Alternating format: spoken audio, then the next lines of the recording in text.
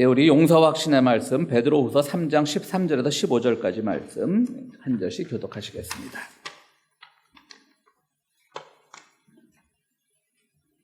그러나 우리는 주님의 약속을 따라 정의가 깃들여 있는 새 하늘과 새 땅을 기다리고 있습니다.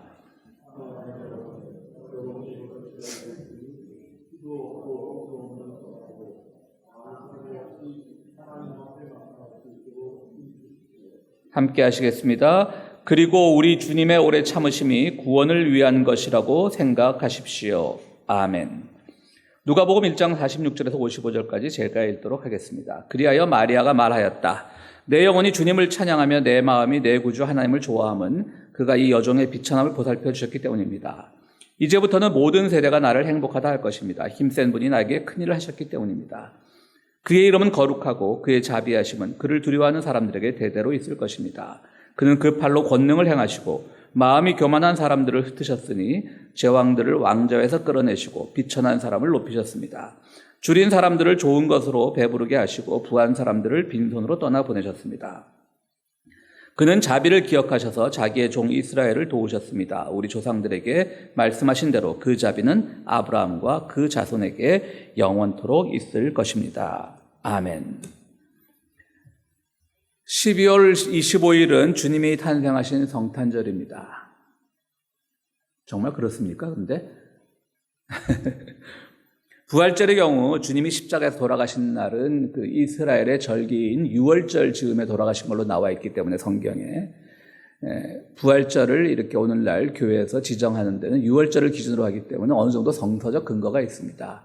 유월절은 또 이스라엘 사람들이 그 이집트로부터 탈출한 그것을 기념하는 날이기도 하고요. 부활절은 또 우리 주님이 십자가에 달리셨다 부활하심으로 말미암아 우리가 죄에서부터 탈출했기 때문에 유월절과 부활절은 굉장히 긴밀한 관계가 있고요. 그래서 오늘날 자꾸 이제 지금 그 시온주의자들이 하는 일은 마음에 안 들지만 이스라엘의 종교 전통과 우리 기독교의 전통을 연결시키고 싶어하는 사람들은 오늘날 부활절을 이스터라고 부르기보다는 패스오버, 즉 유월절이라고 부르는 사람들도 있습니다. 패스오버는 그러니까 뭐 빠져나왔다는 그런 뜻이겠죠. 일종의 유월절로 부르는 사람들도 있습니다. 어쨌든 부활절을 제정하는 데는 그런 것들이 많이 참고로 됐습니다.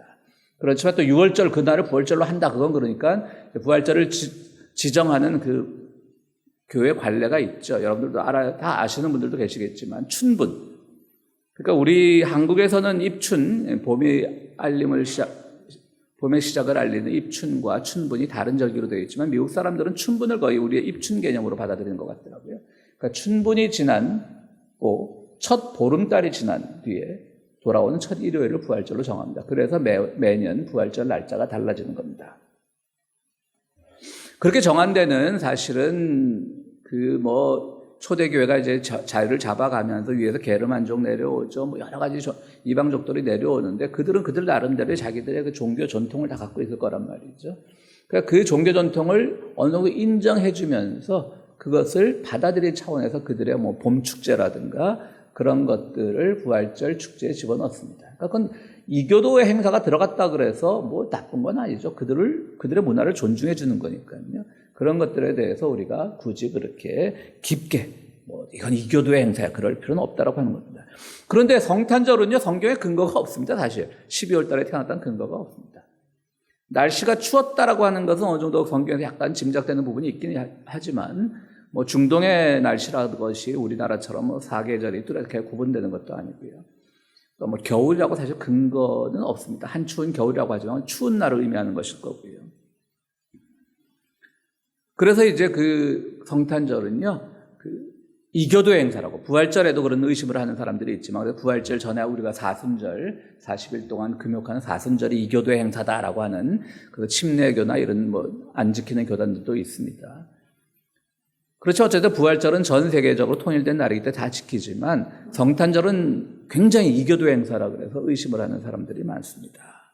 그래서 미국도요, 영국도요, 똑같이, 이제 개신교 문화권에서요. 똑같이 17세기까지는 성탄절을 지키지 않았고 심지어는 미국에서는요. 성탄절을 지키면 이교도로 몰려서 벌을 받는 일도 있었습니다. 19세기부터 20세기까지 활동한 유명한 미국의 소설가 워싱턴 얼빙이라는 사람이요. 여러 단편 소설을 쓰면서 그때부터 이 성탄절의 의미를 되새기기 시작했습니다. 성탄절이 없었다는 건 아니죠. 초대교회부터 이제 12월 25일을 성탄절로 기억해주면 그것을 막 이렇게 지금처럼 축하하는 분위기는 아니었는데요. 워싱턴 어빙이 이제 소설 속에서 성탄절에 일어난 그런 가족적인 모임들, 또 이웃과 나누는 행사들, 그다음 크리스마스 트리, 때로는 산타클로스 전통까지도 이렇게 막 소개하면서 미국에 슬슬 자리가 잡기 시작했고요. 또 가난한 사람들이 먹을 것을 찾아서 겨울이니까 길거리를 막 노래를 부르며 다니면서 크리스마스 장식을 해놓은 집을 찾아다니면서 먹을 것을 얻고, 그런 것들이 이제 새벽송, 옛날 기억나시죠? 우리 어릴 땐 새벽송도 했는데요. 성탄절 아침에. 그것이 기원이 되었습니다. 작년에도 한번 말씀을 드렸는데, 이 성탄절, 이 대림절 기간에 제가 이 주중에 거의 본당에 제가 들어올 일이 없는데, 뭘 찾으라고 들어왔더니 이 크리스마스 트리가 싹 치워져 있더라고요.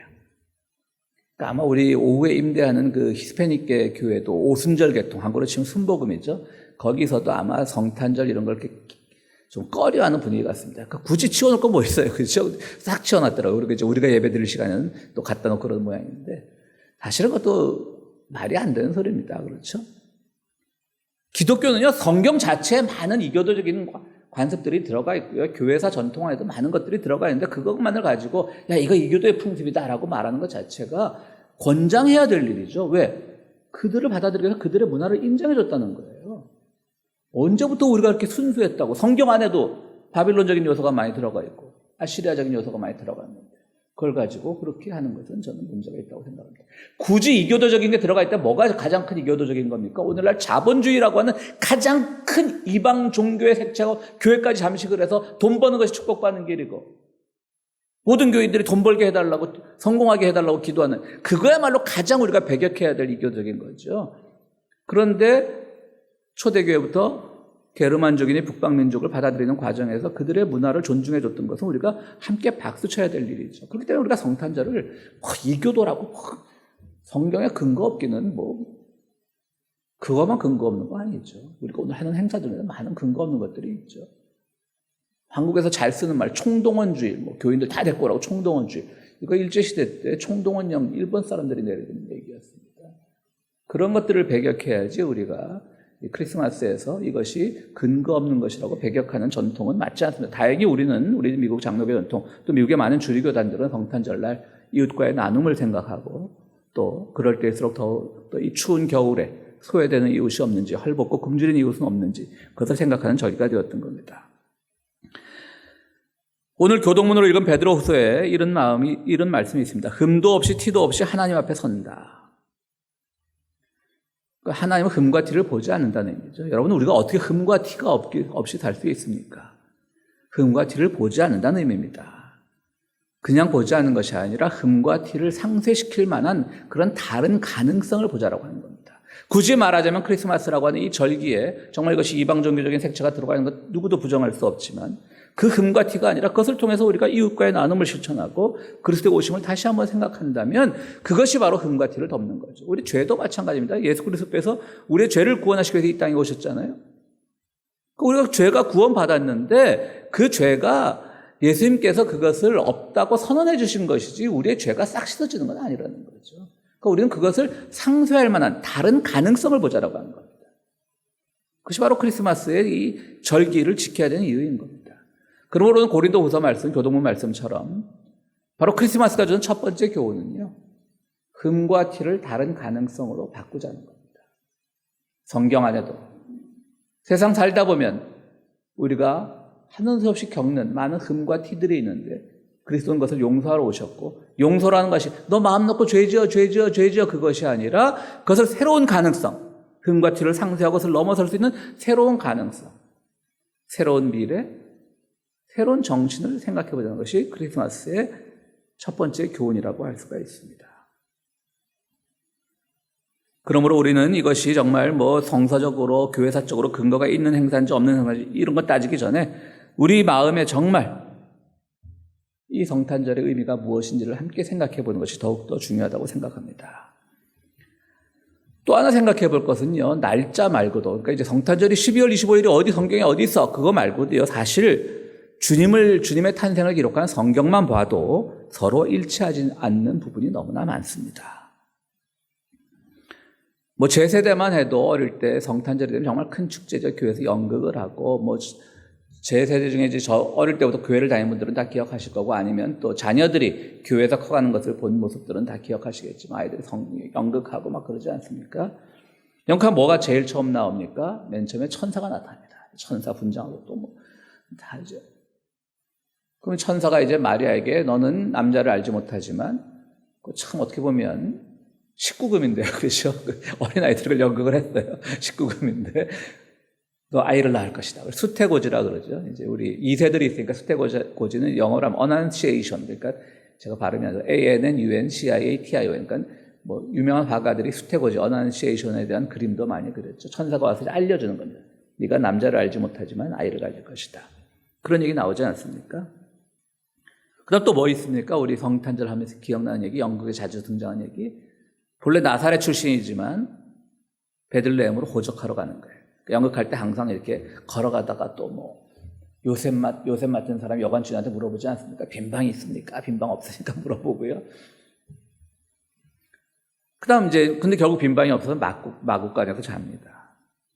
그다음 천사들이 들판에 있던 목자들에게 나타나서 하늘에는 영광, 땅에는 평화라는 걸 선포합니다.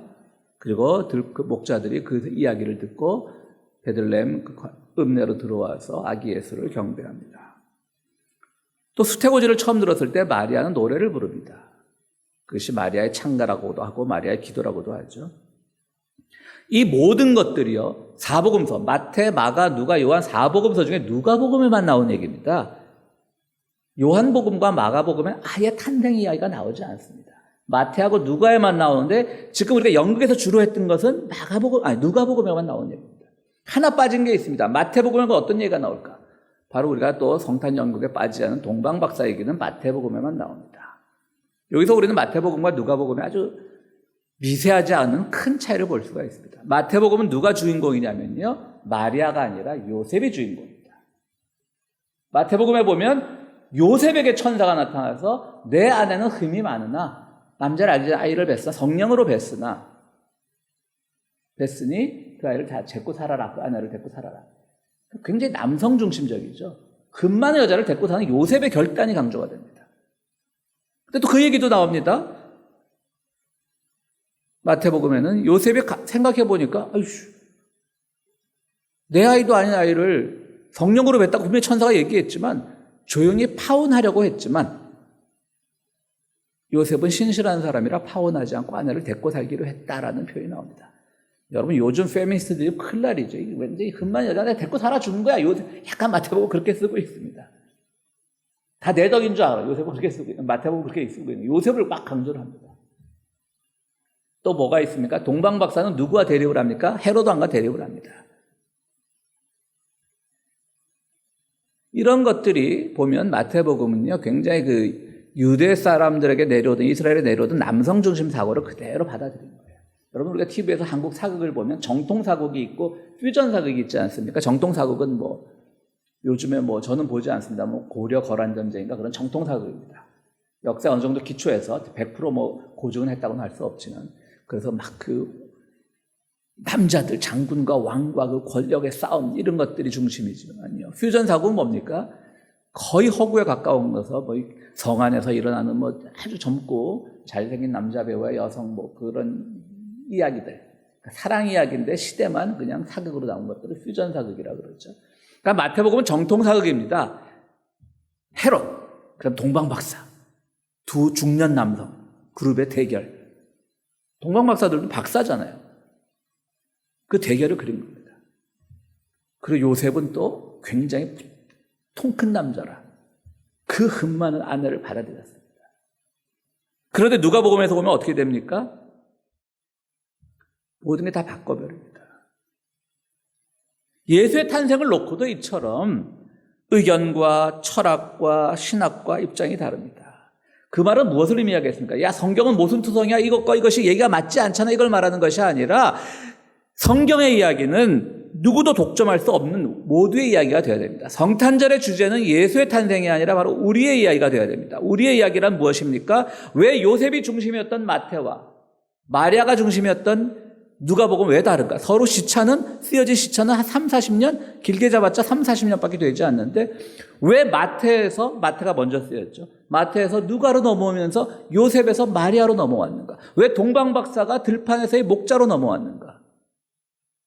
왜 마구간으로 인해서 어떤 집 없는 자의 서름, 방 못 구한 자의 서름이 왜 표현되어야만 하는가? 왜 남성 중심 사고가 왜 극복되어야 되는가? 왜 박사, 페르시아에서 온, 혹은 인도에서 온 그런 아주 많이 배운 사람들이 아니라 들판에서 목동을 하던, 양을 치던 그 무지랭이 목자들에게 왜 천사가 나타나서 선포를 했는가?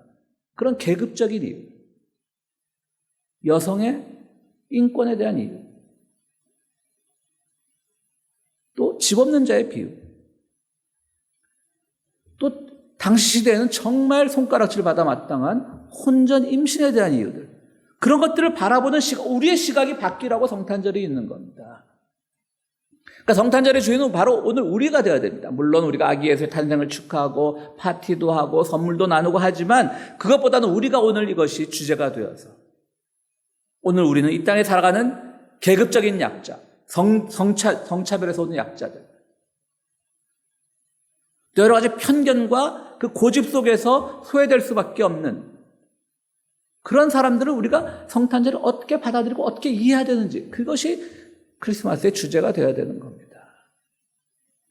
바로 3, 40년에 쓰여진, 마태복음이 쓰여지고 누가복음이 쓰여진 그 시차는 3, 40년밖에 되지 않는데도 이렇게 큰 차이가 나는데 2000년 전에 쓰여진 성경을 아직도 그 말씀 그대로 믿고 근본주의니 뭐니 이교도의 무슨 풍습이니 얼마나 그게 유치한 짓입니까, 여러분? 생각해 보세요.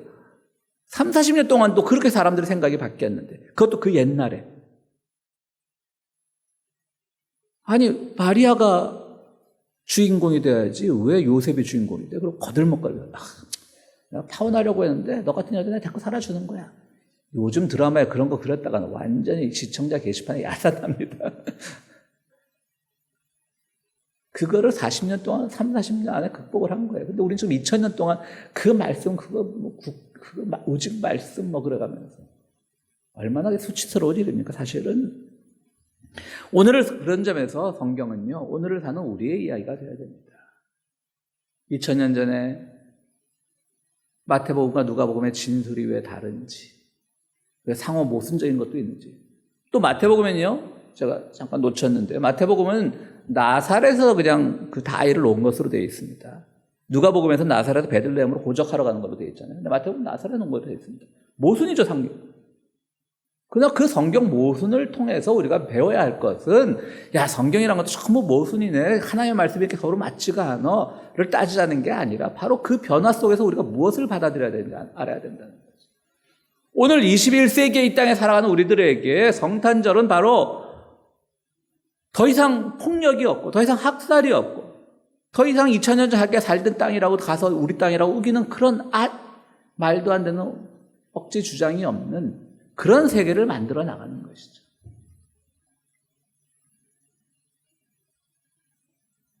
그리고 오늘날 많은 사람들이, 여성들에게도 오늘 마리아의 그 이야기를 더 확대 해석을 하면요, 오늘날 소위 말하는 프로-라이프 혹은 프로-초이스, 낙태 문제에서 많이 나오는 거죠. 엄마의 선택권이 중요하느냐, 생명권이 중요하느냐, 이런 얘기도 우리 충분히 여성들에게 권한을 주자는 거죠. 남성이 네, 됐어. 아니야, 넌 불결한 여자야. 그렇게 남성들의 판단에 맡기지 말고 그 생명을 가진 여성들에게 모든 판단의 권한을 주자는 얘기입니다. 그 모든 것들이 오늘 우리가 살아가는 이야기를 통해서 이 성경에, 야, 이건 왜 틀리냐, 마태 누가는 왜 틀리냐, 왜 마가복음하고 요한복음에는 탄생 이야기가 없냐를 따지기 전에 오늘 성탄의 의미, 그 상호 모순의 의미가 오늘 우리들에게 어떻게 해석되어야 되는지를 함께 이야기해 보자는 겁니다. 세 번째로 우리가 생각해 볼 수 있는 것은 넘어지지 말라는 겁니다. 사실 2000년 전 그 문화권에서 한 여성이 혼전 임신을 했습니다. 그러나 누구도 그 아버지를 알지 못합니다. 성경은 그것이 성령이라고 되어 있습니다. 그렇다면 하나님의 자녀입니다. 그러나 구약 시대에도, 그 예언자들이 많이 활동하던 구약 시대에도 그런 예는 없었습니다. 성령으로 잉태되었다. 물론 이사야서에 처녀가 아이를 낳을 것이니 그런 이사야서의 예언이 있긴 있죠. 오늘 우리 찬송가에서도 이사야 예언대로란 말이 있듯이. 그러나 그 히브리어의 그대로 해석을 하면 젊은 여인이란 뜻이지 남자를 알지 못하는 그런 처녀라는 의미는 없습니다. 그러니까 모든 것들에 있어서 마리아는 수치스럽고 더불어 요셉도 수치스럽게 마찬가지일 거고요. 그 와중에서 마리아는 오늘 그 유명한 누가복음의 마리아의 찬가를 부릅니다. 여러분 보십시오. 자기가 수치스러운 자리에서 부를 수 있는 찬가치고는 너무나 때로는 과격하다고 할 만큼 그런 얘기 아닙니까? 제가 다시 한번 읽겠습니다. 한번 마리아의 그 기도 누가복음 한번 실어주시면 고맙겠습니다. 그리하여 마리아가 말하였다. 내 영혼이 주님을 찬양하며 내 마음이 내 구주 하나님을 좋아함은 그가 여종의 비천함을 보살펴 주셨기 때문입니다. 정말 비천합니다. 이제부터는 모든 세대가 나를 행복하다 할 것입니다. 지금 그가 당한 수치를 행복으로 바꾸어 버립니다. 왜? 하나님의 자녀를 배웠기 때문입니다. 이제부터는 모든 세대가 나를 행복하다 할 것입니다. 힘센 분이 나에게 큰일을 하셨기 때문입니다. 그의 이름은 거룩하고 그의 자비하심은 그를 두려워하는 사람들에게 대대로 있을 것입니다. 지금 창피당해서 부끄러워 얼굴을 가리고 막 정말 좌절하고 넘어지고 기라 될 판의 여인이 하는 기도입니다. 그는 그 팔을 권능으로 행하시고 마음이 교만한 사람들을 흩으셨으니 제왕들을 왕좌에서 끌어내리고. 얼마나 파격적인 이야기입니까? 지금 오늘 21세기에 오늘 우리 주변에 정말 혼전 임신을 한 여성이 이런 기도를 드린다면 많은 사람들이 이렇게 얘기할 겁니다. 너나 잘해. 그죠? 너나 잘해. 그런데 제왕들을 왕좌에서 끌어내시고 비천한 사람을 높이셨습니다. 그 마리아를 높였던 거예요. 비천한 사람은. 그리고 목동을 높였습니다. 누가복음에서는요. 그죠? 동방박사 없어. 누가복음에는요. 줄인 사람들을 좋은 것으로 배부르게 하시고 부한 사람들을 빈손으로 떠나보내셨습니다. 그는 자비를 기억하셔서 자기의 종 이스라엘을 도우셨습니다. 우리 조상들에게 말씀하신 대로 그 자비는 아브라함과 그 자손에게 영원토록 있을 것입니다. 이것이 정말 좌절하고 부끄럽고 수치스럽고 어찌할 바를 알지 못한 여인의 입에서 나온 기도입니다. 우리가 세상을 살다 보면 이런 부끄러운 일들, 어려운 일들, 좌절한 일들 많이 당합니다. 그때마다 여러분들은 바로 수태고지를 들은, 즉 아기를 낳게 될 것이라고 하는 천사의 음성을 들은 마리아의 이 찬가, 마리아의 기도를 기억하십시오. 내가 수치스러워도 그것이 나 하나의 문제가 아니라 그럴수록 더욱 힘이 내서, 내가 뭔가 좌절하여도, 내가 힘이 빠져도 그럴수록 힘을 내어서 우리 사회가 안고 있는, 내 이웃이 안고 있는 여러 가지 고민들, 우리 사회가 안고 있는 여러 가지 불의한 것들, 그것을 위해서 기도할 수 있는 마음을 놓지 않는 그런 사람들이야말로 성탄절을 즐길 자격이 있는 겁니다. 그저 캐롤 소리에, 당연히 캐롤 소리에, 또 찬송가 소리에 당연히 기뻐하죠. 행복하죠. 그러나 그 행복 넘어 여전히 보이지 않는 곳에서 이렇게 넘어질 수밖에 없는 사람들이 부르는 노래들, 그들이 뛰어드는 그 삶의 현장들, 그것을 우리가 외면하지 말라고 한 얘기입니다. 그렇습니다. 그런 점에서는 우리는 늘 넘어지지 않고 정도를 가야 됩니다. 오늘 베드로후서 말씀에서도 그러나 우리는 주님의 약속을 따라 정의가 깃들어 있는 새하늘과 새 땅을 기다리고 있습니다. 그것이 주님의 탄생하신 의미고요. 이 대림절에 또한 다시 오실 주님을 기다리는 우리의 이유가 되어야 됩니다. 다시 한번 이 성탄의 의미를 오늘 누가복음 마리아의 찬가를 중심으로 정리해 봅니다. 금과 티를 여러분의 가능성 혹은 장점으로 바꾸십시오. 성탄은 예수의 이야기가 아니라 우리의 이야기를 하는 날입니다. 어떤 경우든지 넘어지지 말고 주의 길을 용기 있게 걸어가십시오. 그것이 바로 오늘 우리들에게 주는 성탄의 의미입니다. 우리 말씀을 기억하시면서 함께 기도하는 시간 갖도록 하겠습니다.